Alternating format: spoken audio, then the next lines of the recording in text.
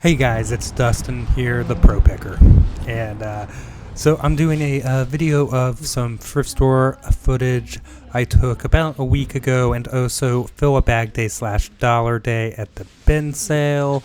Just kind of want to mix it up a little bit. So here I am at American Thrift, taking a quick look at what's available in the showcase.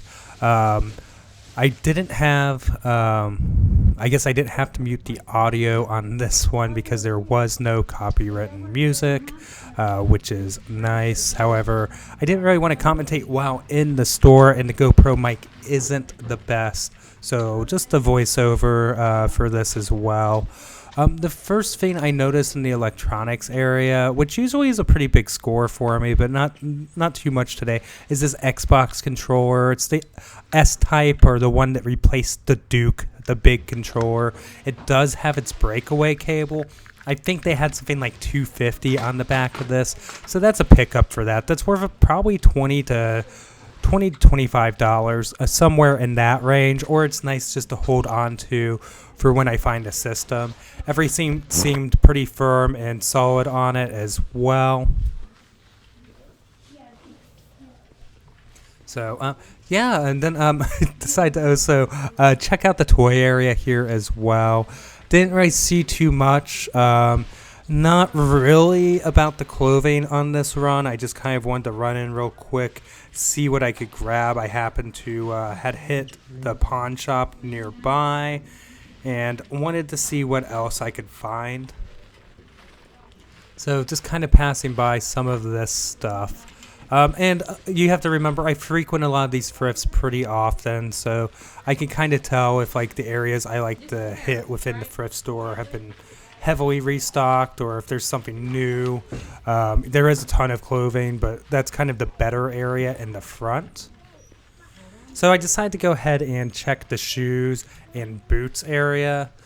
These look like some kind of cleats or something like that. Decided to pass. Cleats are just tough to resell. But I do find these, they're New Rock Reactor boots. So this is a good brand. They're expensive. It's kind of like a golf motorcycle style boot, biker boot. And even in worn condition, these boots go for like $75 plus ship. So I throw them in the cart. They're only $5, which is ridiculously cheap.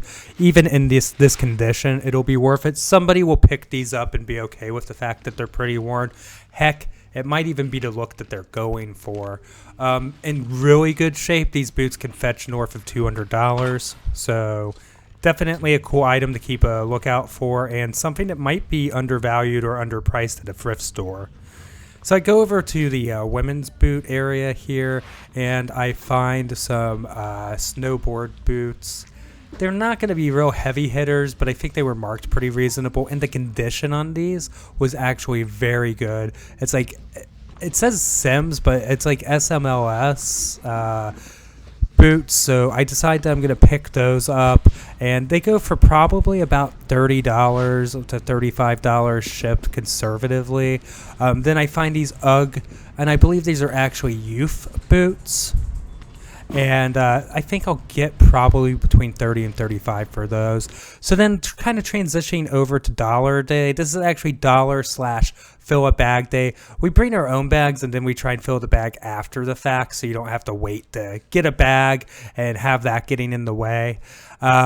Checking out what's here. Kind of the goal is anything that's small, as long as it sells for about $10 on eBay, we can do it. So we're just kind of filling up the bag with what we can find. Some notable things that you might not see us grab in the footage here is we did get a control board for like entry gates. I guess like gates that you would have like on your fence of your house or something like that. And we ended up selling that for like $30-something. A couple other small things that we picked up that were nice. Would include the book, and I do think that you'll see that in just a second. It's an architecture book, and while it's there's listings all over the place for it, I think we'll be able to get $40-50 with it being new. It's just kind of one of those things that's all over the place. I do grab this printer ink. It's a mistake. I don't know what I thought it was, but it was actually printer ink. And generic printer ink just doesn't do that well. And I've even heard of some people potentially having Vero issues with that.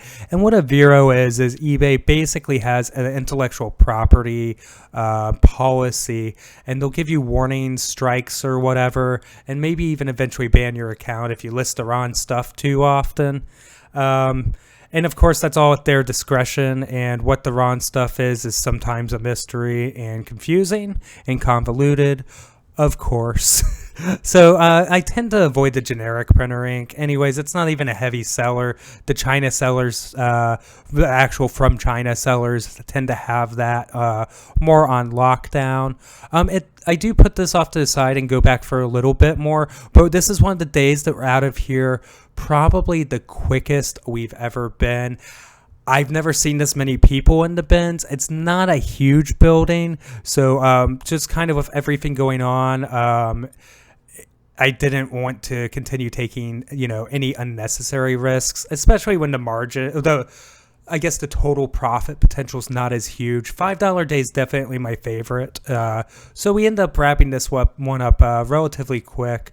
There's a Bob Cozy lamp there. I think I end up passing on it because it's supposed to be a 2-pack. Hey guys, it's Dustin here with my assistant, Hannah. She says that you should like the video, so she's going to give you a second to go ahead and do that. All right, now that you've liked the video, if you're new, consider subscribing. So what I do is resale and picking content. This was kind of a mashup of some of the recent picking I've done that didn't make it into other videos. Trying to keep the content pace up, especially right now in Q4, can be difficult because we have shipping to do, customer service issues, and all of that, while I'm still keeping up the same pace with editing videos. So doing my best to still get out there and source.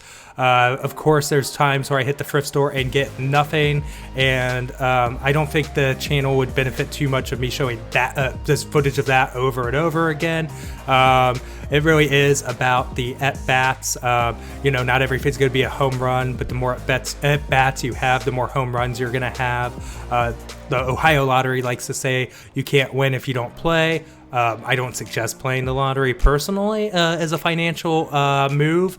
However, in resale, it really does hold true. You can't win if you don't play. So we're going to really get into taking sourcing seriously and go ahead and put that footage here on YouTube for you guys. We're kind of close, a little bit far away from the 750 goal I initially set for the channel by the end of the year. We're at 640, so hopefully we can get there. I guess that's all I have for today. Look forward to seeing you guys in the next video. Thanks.